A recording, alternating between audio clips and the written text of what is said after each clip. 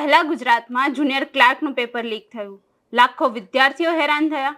ત્યારબાદ ગુજરાતમાં જ યુનિવર્સિટીઓના પેપરમાં છબરડાઓ થયા અને હવે સૌથી મોટું નીટ પરીક્ષાનું કૌભાંડ બહાર આવ્યું. આજે ફરી એક આટલી મોટી પરીક્ષામાં છબરડો બહાર આવ્યો. ક્યારે જઈને અટકશે આ બધા છબરડાઓ? નમસ્કાર, હું છું સંજના અને તમે જોઈ રહ્યા છો નિર્ભય ન્યૂઝ. ગુજરાત હોય કે બિહાર, અત્યારે દેશમાં પેપર ફૂટવાની અને પરીક્ષાઓ રદ થવાની ઘટનાઓ ક્યાં જઈને અટકશે? આજે ફરી એક પરીક્ષા રદ કરવામાં આવી.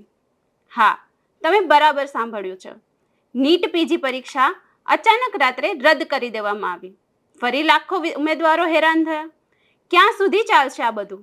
જે વિદ્યાર્થીઓ દૂર દૂરથી પોતાના એક્ઝામ સેન્ટર પર પહોંચી ગયા, તેઓનું શું? સરકાર કે પરીક્ષા એજન્સીઓ ક્યારે આ વિશે વિચારે છે? એક નજર નાખીએ આ દ્રશ્યો પર, જેમાં વિદ્યાર્થીઓમાં રોષ અને લાચારી બંનેની લાગણીઓ એક સાથે જોવા મળી રહી છે. આ વિદ્યાર્થીઓની વેદના સરકાર ક્યારે સમજી શકશે? અત્યાર સુધીમાં આટલા પેપર ફૂટ્યા, પરીક્ષામાં કૌભાંડો થયા, પરંતુ આ બધા વિદ્યાર્થીઓની મહેનતનું શું? અહીં સરકારને એક જ પ્રશ્ન પૂછવો છે કે તમે આ બધા મામલે કોને સજા કરી?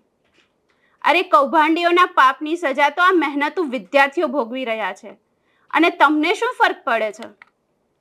વધુમાં આ મુદ્દે હવે પાટણના કોંગ્રેસના ધારાસભ્ય કિરીટ પટેલ પણ મેદાનમાં આવ્યા છે અને આ મામલે તેમણે શું કહ્યું? આજે સમગ્ર દેશની અંદર મેડિકલના વિદ્યાર્થીઓ માટે નીટની પરીક્ષા હતી. સવારે મારા પર ફોન આવ્યો. રાતે અચાનક કોઈ પણ પ્રકારની જાણ કર્યા સિવાય માત્ર 12 કલાક પહેલાં આ પરીક્ષા રદ કરી દેવામાં આવી. ત્રીજી વાર આ પરીક્ષા રદ કરવામાં આવી છે. સંવેદનશીલ સરકાર પોતાની જાતને માને છે, ત્યારે મારે મીડિયાના માધ્યમથી ગુજરાત અને કેન્દ્ર સરકારને કહેવું છે કે વારંવાર મેડિકલના અને ગુજરાતના વિદ્યાર્થીઓ, દેશના વિદ્યાર્થીઓ સાથે પ્રયોગો કરવાનું બંધ કરો. કોઈ પણ ચમરબંધીને પકડવાની વાત કરો છો. નીટની અંદર ગોટાળા થાય, જાહેર પરીક્ષાની અંદર ગોટાળા થાય અને એનો ભોગ નિર્દોષ વિદ્યાર્થીઓ બનવું પડે. રાતો સુધી, દિવસો સુધી, મહિનાઓ સુધી વિદ્યાર્થીઓ મહેનત કરી અને ડૉક્ટર બનવાની, પીજીની અંદર એડમિશન લેવાની મહેનત કરી હોય, ત્યારે સરકારના આવા નિર્ણયથી આવા વિદ્યાર્થીઓને, વાલીઓ પર શું વીતવું જોઈએ એ જેને બાળકો હોય એને જ ખબર પડે.